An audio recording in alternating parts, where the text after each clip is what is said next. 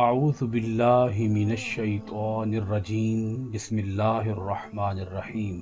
معزز خواتین و حضرات، عزیز طلبہ و طالبات، ڈیلی قرآن کلاس میں آپ سب کو خوش آمدید۔ امید ہے آپ سب خیر و عافیت سے ہوں گے۔ آج کا ہمارا سبق چوتھا پارہ سورہ آل عمران آیت نمبر 92۔ اللہ پاک کا بے حد و بے حساب شکر ہے کہ جس رب کریم نے 3 پارے ختم کرنے کی توفیق عطا فرمائی۔ گزشتہ کلاسز کے اندر آپ 3 پارے سن چکے ہیں اور اللہ رب العالمین کے فضل و کرم سے آج ہم چوتھے پارے کا آغاز کر رہے ہیں۔ لفظی ترجمہ سماعت فرمائیے۔ لن ہرگز نہ، تنالو تم پا سکو گے، البر نیکی کو، حتی یہاں تک کہ تنفقو تم خرچ کرو، مما ان چیزوں میں سے جن سے تحبون تم محبت کرتے ہو، وما اور جو تنفقو تم خرچ کرتے ہو، من شیئن کچھ بھی، فإن پس بے شک اللہ بھی اسے علیم جاننے والا ہے۔ سورہ آل عمران کی آیت نمبر 91 کے اندر، جو اس سے پچھلی آیت تھی، اس کے اندر اللہ رب العالمین نے بتایا کہ قیامت کے دن اگر کوئی شخص زمین بھر سونا فدیہ دینا چاہے گا کہ مجھے جہنم کے عذاب سے بچا لیا جائے اور یہ فدیہ مجھ سے لے لیا جائے، تو اللہ پاک فرماتا ہے کہ اس سے یہ فدیہ قبول نہیں کیا جائے گا۔ اس کا مطلب یہ ہے کہ نیکی کی جو قدر و قیمت ہے اللہ تعالیٰ کے ہاں، وہ زمین بھر سونے سے بھی زیادہ ہے۔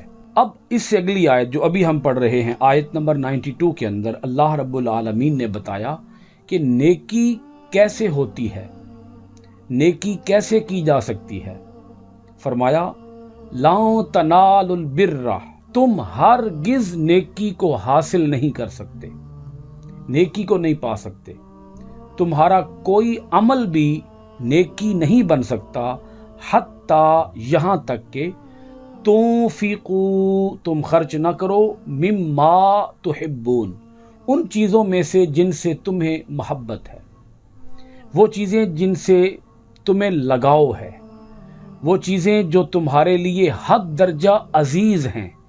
جب تک وہ چیزیں اللہ کی راہ میں خرچ نہیں کرو گے، اس وقت تک تم نیکی کو حاصل ہی نہیں کر سکتے، نیکی کو تم پا ہی نہیں سکتے۔ آپ یوں سمجھ لیں کہ اس آیت کے اس پہلے جملے کے اندر، پہلے حصے کے اندر یہ بات اللہ پاک نے واضح فرما دی کہ نیکی کے لیے تمہیں اپنی پسند کی قربانی دینا ہوگی، اپنی چاہت کی قربانی دینا ہوگی، اپنی محبت کی قربانی دینا ہوگی، کیونکہ جو محبوب ہوتا ہے اس کے لیے ہر چیز لٹا دی جاتی ہے، اور محبوب کے لیے محبوب چیزیں ہی لٹائی جاتی ہیں۔ محبت اس چیز کا تقاضا کرتی ہے کہ جس چیز سے انسان کو پیار ہوتا ہے، انسان اسی چیز کی قربانی پیش کرے، انسان اسی چیز کو اپنے محبوب کے لیے وقف کر دے۔ چیزوں سے مراد ہر وہ چیز ہے جس سے انسان کو محبت ہے۔ وہ مال بھی ہو سکتا ہے، وہ گھر بھی ہو سکتا ہے، وہ باغ بھی ہو سکتا ہے، وہ انسان کا وقت بھی ہو سکتا ہے، وقت، ٹائم۔ اسی طرح وہ انسان کی سواریاں بھی ہو سکتی ہیں، گاڑیاں بھی ہو سکتی ہیں، لباس بھی ہو سکتا ہے، گھوڑے بھی ہو سکتے ہیں۔ آج کے اس دور میں دیکھا جائے تو گاڑیاں بھی ہو سکتی ہیں۔ تو جس چیز سے انسان کو محبت ہے، اس چیز کو قربان کرنا، یہ ہے اصل نیکی، یہ ہے نیکی کی معراج، یہ ہے نیکی کا ارتقاء۔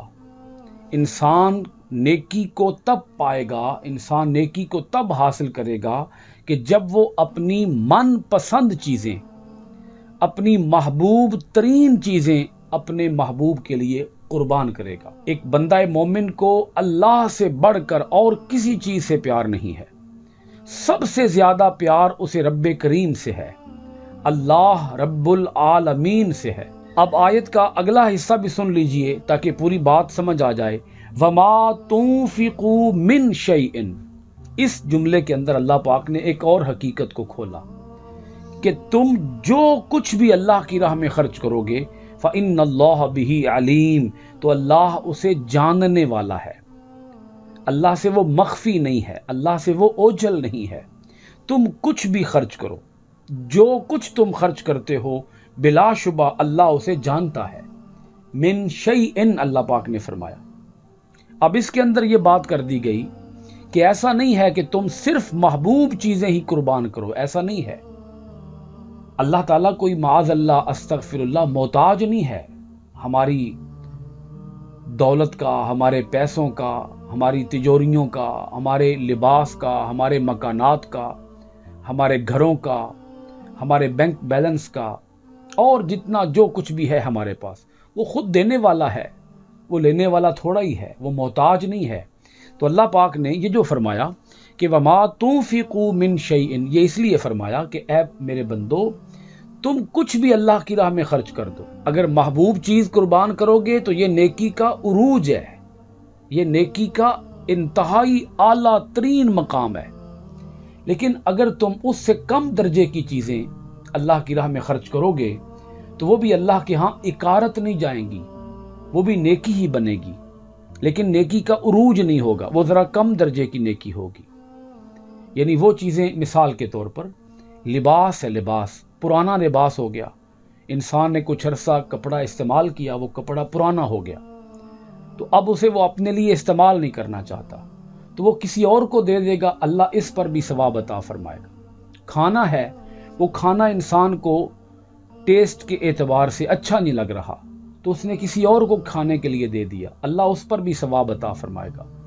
گھر کے برتن ہیں اور گھریلو اشیاء ہیں، گھریلو استعمال کی چیزیں ہیں، وہ اس کی پسند میں نہیں رہی تو وہ کسی اور کو دے دے گا، کسی غریب کو، مسکین کو، کسی مستحق کو دے دے گا، اللہ اس پر بھی ثواب عطا فرمائے گا.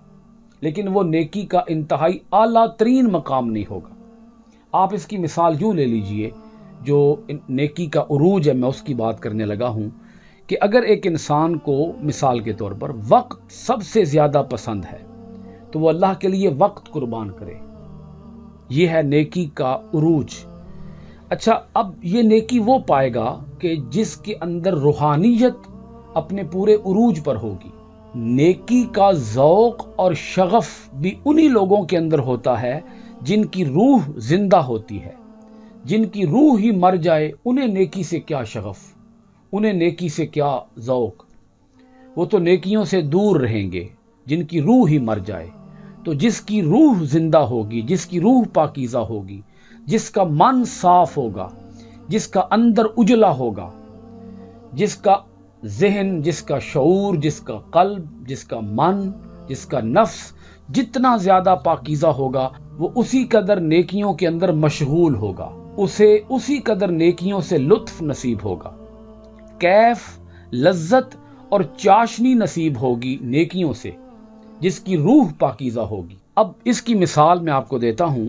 جب یہ آیت مبارکہ نازل ہوئی تو حضور نبی کریم علیہ الصلوۃ والسلام کے ایک صحابی ہیں حضرت ابو طلحہ انصاری رضی اللہ تعالی عنہ، وہ کھڑے ہو گئے اور حضور علیہ الصلوۃ والسلام کی بارگاہ میں عرض کیا، یا رسول اللہ صلی اللہ علیہ وآلہ وسلم، مجھے سب سے زیادہ عزیز اپنا باغ بیروحا ہے، یہ باغ کا نام ہے بیروحا، فضعھا حیث ارادک اللہ. حضور علیہ الصلوۃ والسلام کی بارگاہ میں عرض کیا، آپ جہاں مناسب خیال فرماتے ہیں اسے خرچ فرمائیے. حضور علیہ الصلوۃ والسلام نے بڑی خوشی کا اظہار فرمایا اور حکم دیا کہ یہ باغ اے ابو طلحہ انصاری اپنے قریبی رشتہ داروں کو دے دو. عرض کیا، میں نے تو صدقہ کیا ہے. تو حضور علیہ الصلوۃ والسلام نے فرمایا، صدقہ اللہ کی بارگاہ میں قبول ہو گیا ہے، تم اسے اپنے رشتہ داروں کے اندر بانٹ دو، تقسیم کر دو.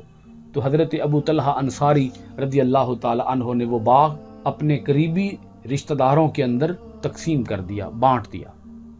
صحابہ کرام بہت زیادہ اس بات کو پسند کرتے تھے کہ ادھر آیت نازل ہو اور ادھر ہم فی الفور اس آیت کے اوپر عمل کر دیں. حضرت ابو طلحہ انصاری رضی اللہ تعالی عنہ مدینہ طیبہ کے انتہائی مالدار آدمی تھے، بہت بڑا باغ تھا وہ، تو سارے کا سارا باغ راہ خدا میں خرچ کر دیا، اپنے قریبی رشتہ داروں کے اندر خرچ کر دیا۔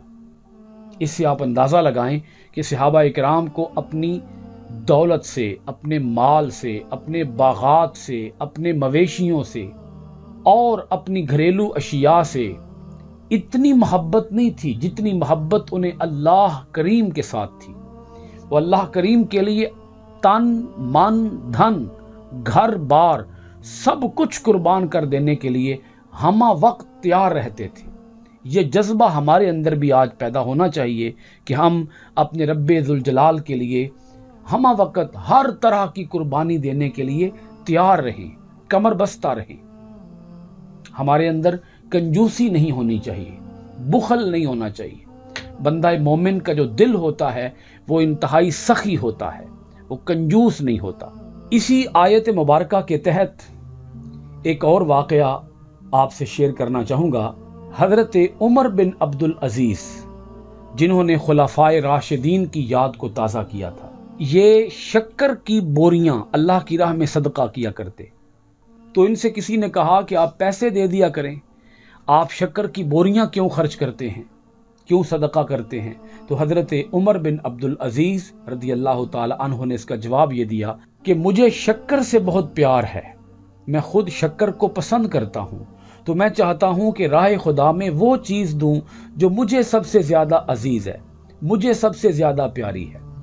یہ ہے انتہائی شاندار اور اعلیٰ ترین مثال اس آیت مبارکہ کی تفسیر کے اندر، کہ صحابہ اکرام ہوں یا تابعین ہوں یا اولیاء کاملین ہوں، وہ اپنی من پسند چیزیں اللہ کی راہ میں قربان کیا کرتے تھے۔ آج ہم نے چوتھے پارے کا آغاز کر دیا ہے۔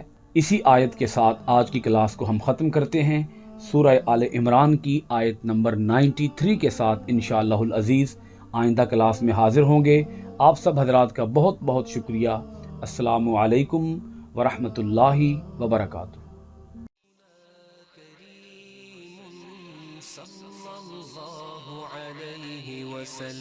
سيدنا كريم صلى الله عليه وسلم، سيدنا كريم صلى الله عليه وسلم، سيدنا كريم صلى الله عليه وسلم۔